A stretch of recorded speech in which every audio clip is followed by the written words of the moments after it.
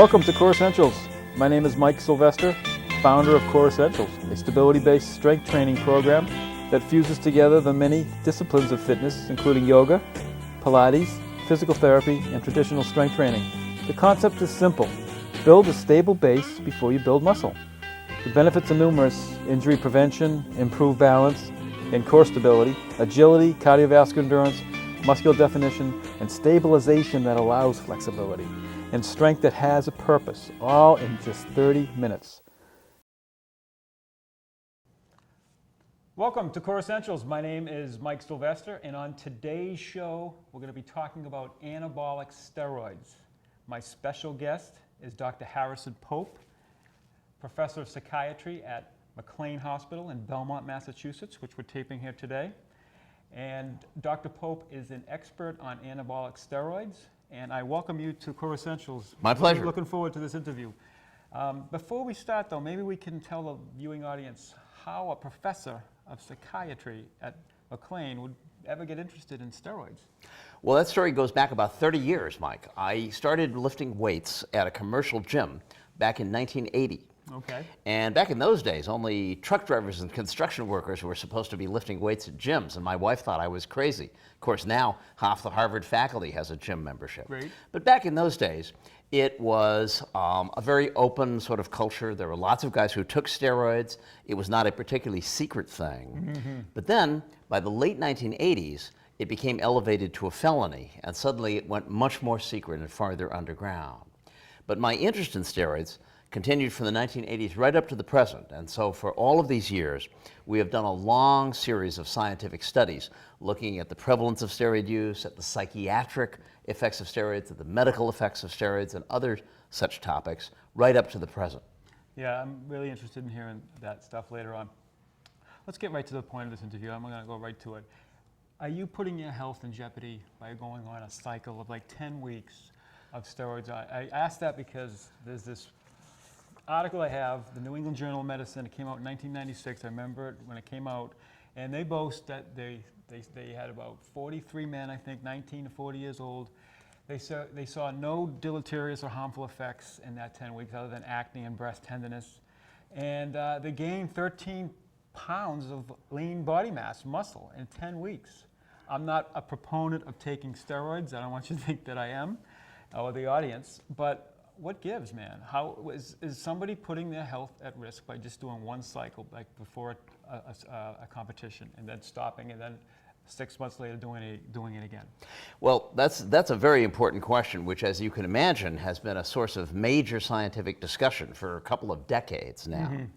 And very often, if you were to go to a typical commercial gym and find some kid who's using steroids, the chances are that he would tell you that he hasn't had any serious problems with them, and that he doesn't even know of a friend who has had serious problems with them. Mm-hmm. And the reason for that is that in the short term, the medical effects of steroids are quite mild, and it's fairly rare that individuals have any serious medical complications in the short term from using the drugs. But the part that we don't know in science, and we're just looking at today, is what happens over the long term as a result. And it appears that if you use enough steroids over a long enough period of time, that there really may be quite a bit of toxicity, especially to the cardiovascular system. Mm-hmm. But still, the jury is out on a lot of this, because large, well-controlled studies still need to be completed to get a definitive answer to some of these questions. So what you're saying maybe is, if I'm interpreting you correctly, is that you can get in an addictive cycle, and you can actually take them, and once you get into that, are they indeed addictive? Well, steroids definitely can cause a dependence syndrome. Mm-hmm. They may not be addictive in the sense that, say, heroin is addictive. Yeah. But about 30% of guys who start using these drugs will get into a pattern of using them very long term, over a protracted period of time. Now, we don't know why 70% of people who use steroids are content to take them for a couple of cycles and then stop, and then the other 30%, for some reason, get much more hooked on it and go on long term. I understand. But obviously, just as with any other drug, there are people who are late users of the drug who account for only a very small fraction of the public health problem. And then out of the other end of the distribution are the people who are the heaviest users who account for the vast majority of the public health problem. Just as is the case with, say, alcohol, that there are mild alcohol drinkers who pose very little problem, and then at the other end there are people who die as a result of alcohol. Maybe you could explain too, what is the mechanism of action of an anabolic steroid? How does an anabolic steroid make you bigger and stronger, in layman's terms? As much as best you can on layman's terms. Anabolic steroids are technically anabolic androgenic steroids because they have two actions. The anabolic action is that they lead to the development of greater muscle mass. They go into the nucleus of the cell, which in turn sends a signal out to the system, in layman's terms, to tell the muscles to grow bigger. Yeah. They don't just automatically grow bigger. You have to be getting exercise and lifting weights for this effect to appear. Would not happen just taking them on their own, without any strength, even just the mildest form of strength training wouldn't actually induce the response? You'll have some muscle gains, but very little in comparison to what you would have if you were someone taking anabolic steroids and lifting weights. Gotcha. But then in addition to the muscle gaining property, they also have so-called androgenic properties, and that is what was sort of the masculinizing effects. The beard growth, deepening of the voice, male sexual characteristics, etc. And the androgenic effects also can sometimes cause psychological effects such as increased aggressiveness or irritability, but that's highly variable from one person to another. I know in this study it said they didn't see any changes in mood with the people that were on the steroids in all groups. That's correct. There have been four studies. Study, though. There have been 4 studies, including the one that you have in your hands, that have given steroids under so-called double-blind conditions to normal volunteers. So in a double-blind condition, I'm giving you the treatment, but neither you nor I knows whether you're getting the genuine steroid or whether you're getting a sugar pill or an inert placebo. Right. And in the 4 studies that were done that used large doses greater than the equivalent of 500 milligrams of testosterone per week, but in the studies that got up that high, there were a total of 105 men who were treated in those 4 studies combined. And of the 105 men, most did not notice any particular psychiatric effects, but there were 5 out of the 105 who had really quite severe psychiatric effects. Now, why it would be that most people don't get these effects, but an occasional person does get them, science still does not know. Interesting. Can a professional athlete mask their use of an anabolic steroid? So in other words, and I know in Major League Baseball, in spring training, they supposedly do it. They test, urine test. And then randomly sometime during the year, they'll do another test. Can someone actually mask the use of it so when they test it, they can't detect it? Well, as you can imagine, athletes are continuously working to see if there's ways to beat the test, especially if you get up to the top end of athletes in the elite level at high professional levels, the Olympics, et cetera. And the tester people are always figuring out new ways to try to detect surreptitious use, and the athletes are always trying to figure out new ways to get around it. So the answer is, if you're taking steroids right now and I get a urine sample from you, the chances are pretty good that I'm going to bust you no matter what you do.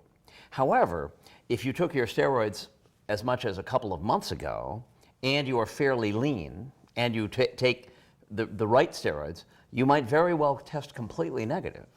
And the problem with that is you will still retain most of the muscle gains that you got from using those steroids. And so even though I can't bust you, you're still going to have an edge over an athlete who has not used the drugs. So this creates a big dilemma in sports and a big ethical problem of how to deal with it. Well, I asked one of the questions I want to ask you was a certain particular player. I won't mention the person's name, but this person was used to maybe 8 to 9 home runs a year. This year, he got 32 home runs. Can you take steroids without an associated increase in muscle mass, but still get stronger nonetheless? No, you can't get stronger without the muscles getting somewhat bigger. So there's definitely, you can't take an anabolic steroid and not see noticeable changes in hypertrophy or muscle growth.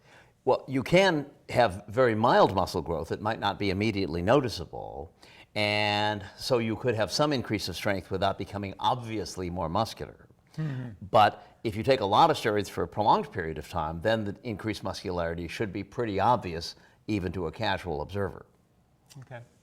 Switching gears, maybe you could tell the viewing audience about that book you wrote, The Adonis Complex. Well, that was because I had become very interested not just in the issue of steroids, but in the issue of body image itself. For years, there's been all kinds of scientific research and publications about female body image. And I myself did a whole series of studies in the 1980s looking at young women with anorexia nervosa and bulimia nervosa and eating disorders who would get very obsessed with their weight and get very panicky if they gained only a couple of pounds. So, yes. But what had not been well documented in science was the other 50% of the population. And we began to see in our steroid studies men who would look in the mirror and see themselves as small and wimpy, even though they were actually large and muscular, which is exactly the reverse of what you see in anorexia nervosa. I think you call it muscle dysmorphia. And we named this, we first called it reverse anorexia nervosa, and then we later renamed it muscle dysmorphia. And guys who have this to a serious degree are the ones who are predictably the most likely to want to use steroids to get bigger. But paradoxically, even as they get bigger, they don't feel better and often feel even worse and become even more obsessed with getting bigger rather than feel relief at getting bigger. So that it can be part of a vicious cycle for some of these guys, in the same way that women with anorexia nervosa can never get too thin and are continuously feeling that they need to get thinner. So it's exact polar opposite, right, for the most part. And people who use steroids very rarely come to a shrink like me asking for treatment. It would be like an anorexic woman coming and say, gee, doctor, could you help me to fatten up a little bit? You know, that nobody on steroids is going to come say, gee, can I shrink down by 20 pounds of muscle, please? So as a result, these people are very unlikely to show up at somebody's clinic requesting treatment for this condition, and are much more likely to regard their steroid use as a positive aspect of their lives rather than as a problem. Well, it's interesting because I wrote a book called Getting to the Bottom of It, and one of the things they talked about was the image that the culture portrays for females. You see it in fashion magazines, you see it in windows when you go shop on Newbury Street. But when I went into Dick's sporting goods store and bought this Under Armour t-shirt, there's people in there that are huge, these models. And now the men, like you're saying, are facing the same dilemma as females. And it's just like, I think there's a lot more pressure on men to become bigger, and maybe that's not just in the professional world, but in terms of just everyday recreational athletes. You seeing that? Absolutely. And in addition to that, what is illustrated by your anecdote is that there's money to be made in this, that the industries that have made money off of women by convincing them that they were not thin enough or not beautiful enough, having saturated the female market, I figured, well, there's another 50% of the population that we can make money off of. If we can only get men to feel insecure about how small they are, we can make money off them as well. So that there's obviously some financial motive that contributes to this in terms of magazines, supplement sales, and all manner of other things, trying to convince men to invest in various products that will supposedly make them bigger and more muscular and leaner, et cetera. Gotcha. Little switching of the gears. What is human growth hormone, HGH for short, and can you get the results or the gains that you can that are comparable to anabolic steroids? I know there's one that's in an oral spray. I think we talked about that over the phone. And then there's one that's obviously injectable. But can you first explain, is there a comparable, can you compare HGH with steroids? Can you see the same effect? Well, first of all, human growth hormone is not a steroid. It's what we call a polypeptide, a string of amino acids attached together. And HGH, as it is called, does in fact have anabolic effects. For example, if you take elderly men who have very, very low levels of growth hormone, and you give them injections of growth hormone, bring their level back to the growth hormone level of a teenager, they will gain a substantial amount of muscle and lose a substantial amount of body fat as a result. So there's no dispute about that. Okay. However, it is less clear in science what happens if you take somebody who is 30 years old or 20 years old, and you artificially increase their growth hormone level way beyond the upper limit of what nature intended, does that cause muscle gains over and above what you could get just with normal growth hormone levels? Many athletes swear that it does and say that it clearly is effective for muscle gains in the same manner as anabolic steroids. Have there been studies on that? But no, there have not been any definitive studies that have shown that. And part of the reason for that is that if I went to my human studies committee here and said, gee, I'd like to get permission to feed massive doses of growth hormone to 20 volunteers and not to the other 20 just to see what happens to them. As you can imagine, the Human Studies Committee would take a dim view of such a study, that unless you have reasonable provisions for safety of human subjects. Wouldn't that same theory hold true, though, on this article that I have on steroids from 1996? I mean, with that same thing, right? Studies with steroids also have to be carefully scrutinized by human studies committees. And for example, I did such a study, but we had to have many safety mechanisms in place before we started. For example, we started these guys at a low dose and gradually built up the dose so that if they noticed any sorts of adverse effects, we could abort the study before they got up to the full level. And in addition to that, in my study, we required that everybody have a significant other, somebody who knew them closely, who would keep an eye on them and rate them each week on a little diary, and who could call me if anything started to look funny in the person that they were watching. So you can do studies where you go beyond ordinary doses of various drugs with appropriate safety, but only with appropriate safety. And to do a study with large doses of human growth hormone over a long period of time starts to get to the point where there are considerable questions about safety. And so, to some extent, your question may never be fully answered by science because you can't ethically do a definitive study of the topic. I'm sure bodybuilders, athletes have stacked them too, human growth hormone with anabolic steroids. Would you concur to that? Yes, it's commonplace that human growth hormone is used in conjunction with steroids in the weightlifting and bodybuilding underground. And it has become particularly common with the widespread availability of very cheap growth hormone that comes in from China and other such places. 30 years ago, it would cost you the equivalent of thousands of dollars in inflation-adjusted dollars to take a long course of growth hormone, whereas now the price is 1/20th or even less of what it was back in 1980 because of these new techniques for manufacturing it, using genetically altered bacteria that manufacture it. You get this where? And you can get it over the internet, where any 13-year-old kid who knows how to use a computer can get all of these sites that offer to illegally send you steroids, growth hormone, or you name what else from overseas places and into the United States. This is a big problem, and it's very hard for the Drug Enforcement Administration to control this because all this stuff floods across our borders, and to intercept it, to intercept a substantial percentage of it is very, very expensive, and it's just not possible to eliminate that flow. And I'm sure some other stuff, like we talked about, the spray is not pharmaceutically potent enough to actually get the response that you'd get with an injection. Is that accurate? Correct. Some of it is completely counterfeit and isn't even what it's advertised to be.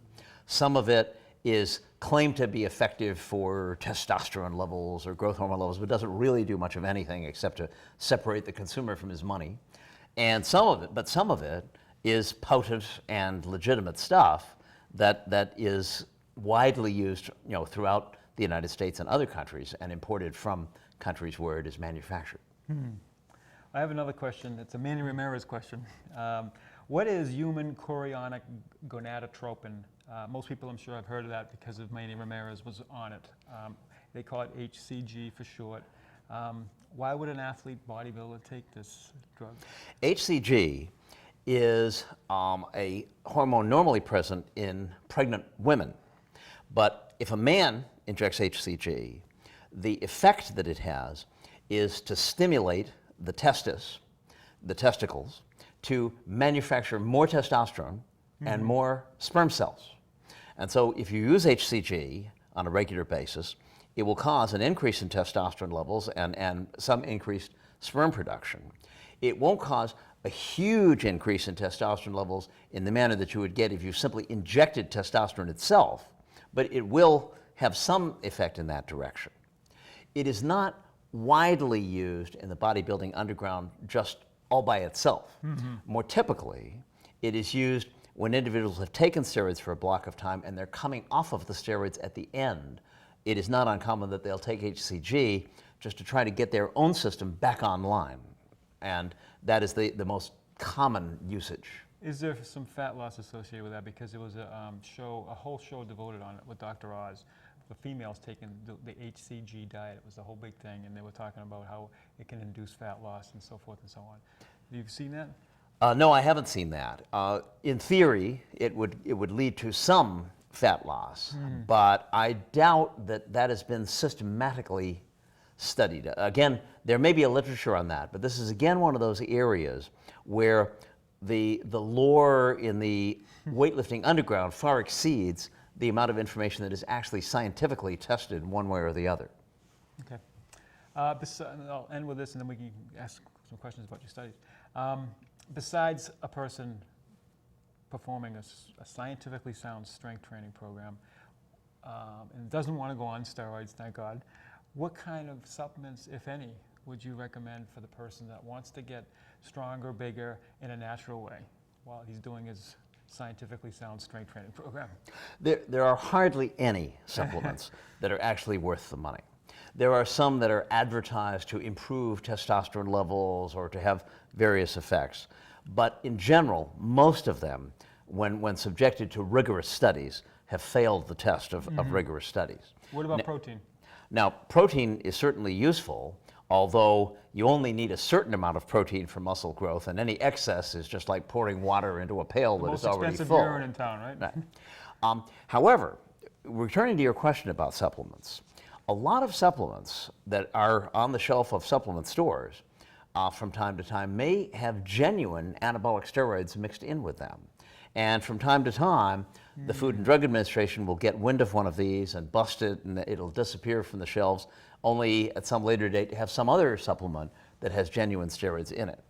And you could picture, if I'm running a factory in China and I'm manufacturing some sort of supplement, I could legally under Chinese law, I could throw in some steroids into my supplement, send it into the United States, people buy my supplement and say, gee, this stuff really works. And I'll make a large profit and hope that the FDA doesn't shut me down too quickly. Well, let me ask you, we're running out of time here. I want to ask you, do you have any studies that you're conducting right now looking at the effects of steroids? Right now, we're doing a study looking at men who are somewhat older, guys who are between 35 and 55 years of age, just to look and see about medical effects that are associated with steroid use.